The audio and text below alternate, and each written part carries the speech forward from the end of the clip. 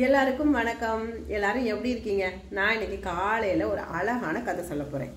இது 3 கரப்பாம்பூச்சிகளை பத்தின கதை. என்ன அழகான கதைன்னு சொல்லிட்டு கரப்பாம்பூச்சியை பத்தி பேசுறேன்னு யோசிக்கிறீங்களா? இது நம்மளோட வாழ்க்கையை அழகாக்கக்கூடிய கதை. ஒரு 3 கரப்பான்பூச்சிகள் பயங்கர பசியோட நாள் முழுவதும் உணவு தேடி அலையுது. எங்கேயும் உணவு கிடைக்காம கடைசியா ஒரு விவசாயியோட பண்ணை வீட்டை பாக்குறாங்க. அங்க போய் அந்த விவசாயி கிட்ட உணவு கேட்கறாங்க. அந்த இறக்க குணமுள்ள விவசாயி அந்த கரப்பாம்பூச்சிகளுக்கு 3 ரொட்டி துண்டுகளை கொடுக்குறாரு. அதை சாப்பிட்டு பசியாருன அந்த கரப்பாம்பூச்சிகள், ஐயா உங்க தலைமுறையும் நல்லா இருக்கணும் அப்படின்னு சொல்லிட்டு வாழ்த்துறாங்க. வாழ்த்திட்டு, ஐயா என் மனைவி மக்களும் பசியோட இருக்காங்க, அவங்களுக்கும் கொஞ்சம் உணவு தருவீங்களா அப்படின்னு ஏக்கமா கெஞ்சுது.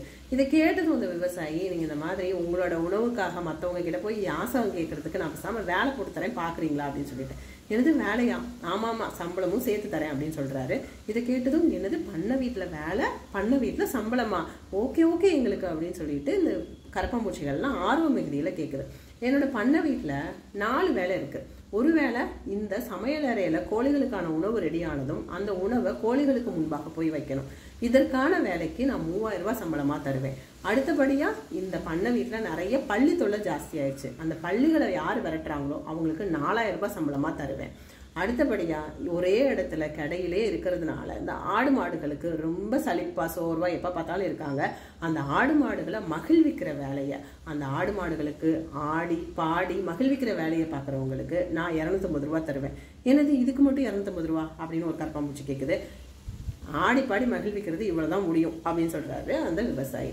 ஓகே ஓகே, அடுத்து என்ன வேலை அப்படின்னு கரப்பாம்பூச்சி கேக்குது. அடுத்தபடியா இந்த பண்ணை வீட்டுல விளைஞ்ச வெள்ளை பூண்டை உரிச்சு இருக்கிற வேலையை பாக்குறவங்களுக்கு நான் அதிகபட்சமா 5000 ரூபாய் தருவேன் சொல்லி வாயை மூடுறதுக்குள்ள ஒரு கரப்பாம்பூச்சி, எனக்கு தான் அந்த 5000 ரூபாய் வேலை அப்படின்னு சொல்லிடுது.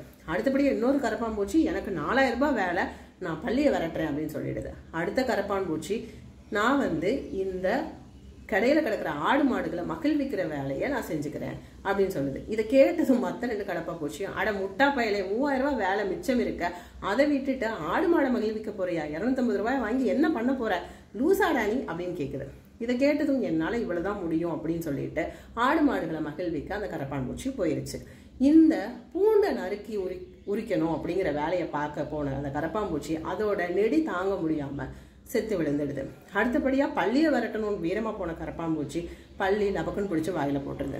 இதை பார்த்ததும் அந்த விவசாயி இந்த ஆடிப்பாடு கிட்ட இருக்கிற கரப்பாம்பூச்சி கிட்ட போய் கேட்டாராம், ஏன் கரப்பாம்பூச்சி அடுத்து கோழி மிச்சம் இருக்க நீ ஏன் ஆடிப்பாட போன அப்படின்னு கேட்டாராம்.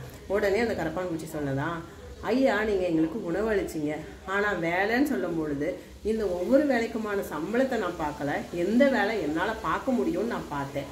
இந்த ஆடு மாடுகளை மகிழ்விக்கிறதுனால நான் ஒன்னுலையும் குறைஞ்சிட மாட்டேன், அந்த ஆடு மாடுகள் எனக்கு ஒரு தீங்கும் செய்யாது. ஆனா இந்த பள்ளிகளுக்கும் கோழிகளுக்கும் இந்த கரப்பான்பூச்சி தான், நாங்க தான் விருப்பமான உணவு.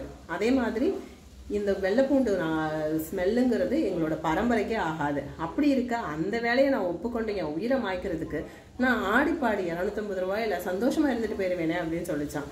இது கேட்கும் போது உங்களுக்கு ஏதாவது தோணுதா? நம்ம நிறைய டைம் நம்ம வேலை பார்க்குறோம், ஆனா அது நம்மளோட சந்தோஷத்தை, நம்மளோட நிம்மதியை, நம்மளோட சுயத்தை அழிக்கிற வேலையா இருக்கு. ஏன் ஒரு சில டைம் அது நம்மளோட ஃபேமிலி டைமை, இல்லைன்னா நம்ம ஃபேமிலிக்கும் நமக்குமான சுமூகமான உறவை, இதெல்லாம் கூட அழிக்கிற வேலையா இருக்கு. அதனால இதை கொஞ்சம் யோசிங்க. நமக்கான வேலைங்கிறது நம்மளோட சந்தோஷத்தை கெடுக்கக்கூடியதா, நம்மளோட உயிருக்கு ஆபத்தா இருக்கக்கூடிய வேலையா இருக்கக்கூடாது. யோசிச்சு முடிவெடுங்க.